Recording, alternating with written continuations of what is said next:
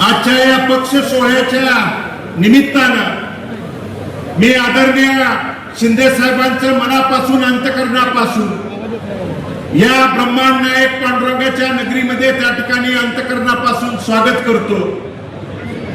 साहेब 2009 ला या मतदारसंघाची पुनर्रचना झाल्यानंतर देवभूमी पंढरपूर आणि संतभूमी मंगळवेढा या दोन्ही नगरीची हा मतदारसंघ झाल्यानंतर 2009, 2014, 2019 ला तिन्ही वेळेला माझ्या वडिलांनी भारत नानांनी या मतदारसंघाचं प्रतिनिधित्व केलं। या भागातल्या शेतकऱ्यांच्या, सर्वसामान्यांच्या, बहुजन समाजाच्या अडचणी, प्रश्न, समस्या त्या पवित्र विधान भवनामध्ये मांडण्याच्या, भांडण्याच्या त्या ठिकाणी भूमिका बजावली।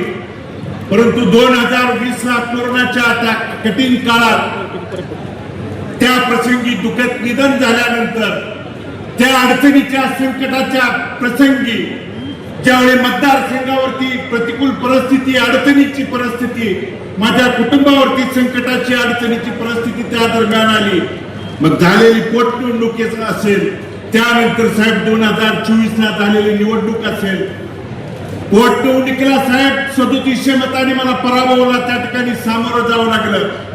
पराभवाला सामोरं जावं लागल्यानंतर राज्यातल्या प्रत्येक नेते मंडळींच्याकडे या मतदारसंघातल्या, तालुक्यातला प्रत्येक प्रश्न पोटतिडकीनं मांडण्याचा, त्या ठिकाणी घेऊन जाण्याची भूमिका मी मांडत होतो, बोलत होतो।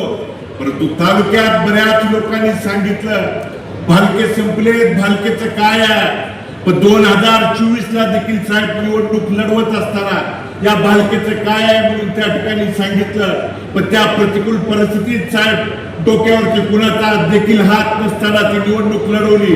आणि इथल्या मायबाप जनतेने, कारण माझ्या वडिलांच्या जाण्यानंतर माझ्या वडिलांनी जर माझ्या पाठीमागे काय सोडलं असेल, कारण वडील मुलासाठी इस्टेट प्रॉपर्टी संपत्ती सोडतो, माझ्यासाठी जी इस्टेट प्रॉपर्टी धन संपत्ती आहे ती माझी मायबाप जनता ही माझी इस्टेट प्रॉपर्टी। मला 1,16,717 मतदार बंधू भगिनींनी आशीर्वाद देऊन पाठबळ देण्याची भूमिका त्या दरम्यान बजावली। 8,400 मतांनी त्या ठिकाणी पराभव स्वीकारावा लागला।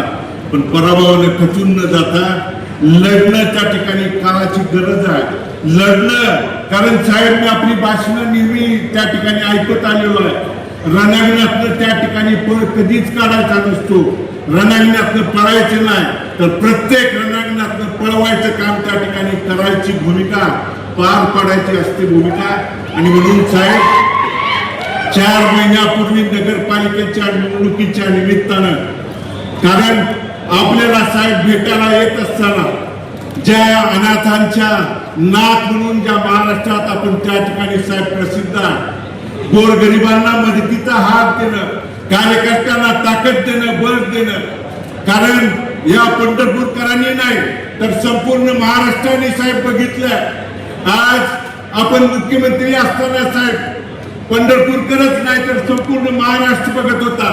आषाढी वारीला साहेब इतिहासात अनेक मुख्यमंत्री साहेब आले, पण आपण एकमेव असे मुख्यमंत्री आहात की आषाढी वारीच्या नियोजनासाठी अगोदर 2-2 दिवस त्या ठिकाणी, मग वाकडी पासून तो मंदिर परिसराचा प्रत्येक भाग ना भाग फिरून, मग पाण्याची परिस्थिती त्या ठिकाणी वारकऱ्यांना आहे का, पिण्याच्या पाण्याची सोय आहे का, त्याला सावली आहे का, त्याला कुठली गैरसोय आहे का, मोटारींची सोय आहे का, प्रत्येक गोष्ट बघणारा मुख्यमंत्री पंढरपूरकरांनी आणि महाराष्ट्राने, उभ्या महाराष्ट्राने साहेब पहिल्यांदा पंढरपूरच्या इतिहासामध्ये त्या ठिकाणी बघितला। आणि ती भूमिका पंढरपूरकरांनी त्या ठिकाणी अनुभवली आहे, बघितली आहे। आणि म्हणून 4 महिन्यापूर्वी साहेब निवडणुकीला सामोरं जात असताना ही आपली त्या ठिकाणी परवानगी घेऊन आपण सांगितलं, जा लढ, तुझ्या पाठीमागे मी खंबीरपणे उभा आहे म्हणून सांगितल्यानंतर मी इथल्या सगळ्या सहकार्यांना, कार्यकर्त्यांना सांगितलं होतं की आपण त्या ठिकाणी सक्षमतेने ही नगरपालिकेची निवडणूक लढवायची। आणि साहेब निवडणूक लढवत असताना आज जिल्ह्यात अशी परिस्थिती असेल, आमच्या विरोधात लढत असताना आमदार असतील, राज्याचा त्या ठिकाणी या जिल्ह्याचा पालकमंत्री गणपती मंडळाला आरतीला फिरवत गल्ली गल्ली बोळा या जिल्ह्याने प्रत्येक तालुक्यात प्रत्येक शहरात प्रत्येक त्या ठिकाणी नगरपालिकेला बघितलंय येऊन त्या ठिकाणी चौकात त्या ठिकाणी सांगत होता. माझ्या पत्नीला प्रश्न विचारत होता, मला विचारत होता की भालकेजी तुम्ही निवडून आल्यानंतर निधी कुठून आणणार आहे? तुम्ही निवडून आल्यानंतर त्या ठिकाणी निधीला माझ्याकडे यावं लागणार आहे. पण मी त्यांना ठामपणे त्यावेळी सांगितलं होतं, भारत नाना भालकेंच्या तालमीत तयार झालेलं होतं. आम्ही त्या ठिकाणी कार्यकर्ते आहे. निधी कुठून आणणार आहे? अरे निधी देणारा हा माणूस आहे, तर बघ येऊन. आणि म्हणून निधी कुठून देणार आहे हा जो त्या ठिकाणी आविर्भाव आहे, गर्वाचा जो त्या ठिकाणी उन्माद आहे बंधूंनो, पांडुरंगाच्या नगरीत ज्या ठिकाणी साधू संतांनी आपल्याला शिकवण दिलेली आहे त्या ठिकाणी अति गर्वाचं जे त्या ठिकाणी जो चढलेला आहे ना, आज जिल्ह्यात प्रत्येक भागात गेल्यानंतर अशा पद्धतीची वर्तणूक वागणूक त्या ठिकाणी आपल्या जिल्ह्यात राजकारणात समाजकारणात दिली जाते.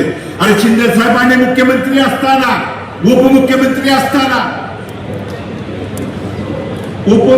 असताना कधी पक्ष पार्टी जात पात कट तट कधीच बघून त्या ठिकाणी निधीच्या बाबतीत कधी त्या ठिकाणी दिलं नाही. आणि म्हणून ती भूमिका बजावत असताना या गोष्टी त्या ठिकाणी जाणून बुजून काही अडचणी आणण्याचं गुन्हे देखील दाखल करण्याची भूमिका त्या दरम्यान काही गोष्टी साहेब आमच्यावरती त्या ठिकाणी झालेल्या आहेत. आणि म्हणून या 3-4 महिन्याच्या कालावधीत साहेब आम्ही ज्यावेळी आपल्याला भेटलो त्यावेळी निधीच्या माध्यमातून मग आदरणीय तानाजी सावंत सर असतील यांच्या माध्यमातून मी आपल्याला त्या ठिकाणी भेटलो की पंढरपूर नगर परिषदेच्या माध्यमातून साहेब नगराध्यक्ष आणि सर्व सन्माननीय नगरसेवक या ठिकाणी मंचावर आहेत. नगर परिषदेच्या प्रशासकीय इमारतीसाठी साहेब विशिष्ट त्या ठिकाणी वैशिष्ट्यपूर्ण निधीतून 50 कोटीच्या निधीची साहेब त्या ठिकाणी आपल्याला मागणी त्या दरम्यान केलेली आहे. पंढरपूर शहराच्या विकास आराखड्यातल्या रस्ते विकसित करण्यासाठीची साहेब आम्ही त्या ठिकाणी 100 कोटीची मागणी आपल्याकडे केलेली आहे साहेब. यशवंतराव चव्हाण तलाव त्या ठिकाणी परिसर विकासासाठीची 30 कोटीची आपल्याकडे निधीची मागणी केलेली आहे. वैशिष्ट्यपूर्ण निधीच्या संदर्भात साहेब कार्तिक वारी, आषाढी वारी आणि इतर त्या ठिकाणी ज्या वाऱ्यांच्यासाठी जो निधी दिला जातोय तो निधी वारी त्या ठिकाणी आषाढी वारीच्या 10-15 दिवस आधी दिला जातो. पाऊस काळात त्या ठिकाणी कामं झाल्यानंतर काही कामं त्या ठिकाणी निकृष्ट दर्जाची किंवा पाऊस काळात होतात त्यामुळे चुकीची त्या ठिकाणी कामं होऊ नये म्हणून जर आता आम्हाला त्या ठिकाणी दिली तर ती चांगल्या पद्धतीची कामं होण्यासाठी साहेब आम्हाला त्या ठिकाणी ताबडतोब आपल्याला निधी त्या ठिकाणी द्यावा. GFRP जे शॉकप्रूफ पोल साहेब आम्ही त्या ठिकाणी आपल्याकडे मागणी केली की जेणेकरून शॉकप्रूफ पोल जे विजेचे त्या ठिकाणी शॉक लागून इथं जवळजवळ 25-30 लाख आषाढी त्या ठिकाणी जे यात्रा आषाढीच्या वेळी भरते त्यावेळी कुणालाही इथल्या वारकरी येणाऱ्या महाराष्ट्रातल्या येणाऱ्या वारकऱ्यांना शॉक लागणं त्या ठिकाणी दुर्घटना होऊ नये म्हणून त्या दरम्यानची त्या निधीची त्या ठिकाणी मागणी केलेली आहे. पंढरपूर शहरामध्ये साहेब त्या ठिकाणी अद्ययावत असे क्रीडा संकुलाचं त्या दरम्यान मागणीचं आपल्याकडे ती मागणी केलेली आहे. आणि दुसरं जे संतांची नगरी म्हणून मंगळवेढामध्ये साहेब जी प्रसिद्ध आहे त्या नगरीमध्ये 24 गावच्या उपसा सिंचन बाबतीतला योजना आहे. आणि जगत ज्योती महात्मा बसवेश्वराच्या स्मारकासाठीचा वर्षानुवर्ष साहेब महात्मा बसवेश्वराच्या स्मारकाच्या बाबतीतला निधी ज्या महात्मा बसवेश्वराने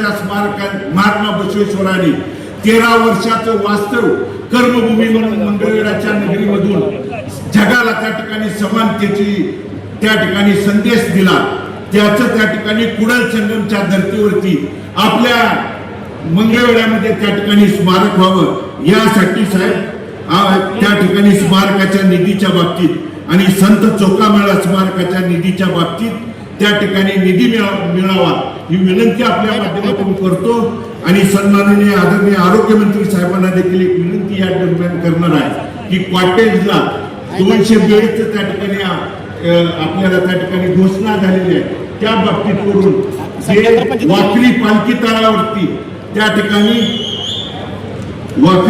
तळावरती जे ट्रामा केअर सेंटर साहेब आपण आषाढीच्या वेळी त्या ठिकाणी येऊन पाहणी करून देखील त्या ठिकाणी गेलो होता, ते देखील करावं ही मागणीच या दरम्यान करतो. एवढंच विनंती या निमित्तानं करतो आणि मी पुन्हा एकदा आदरणीय साहेबांचं अंतःकरणपूर्वक मी आभार या दरम्यान व्यक्त करतो.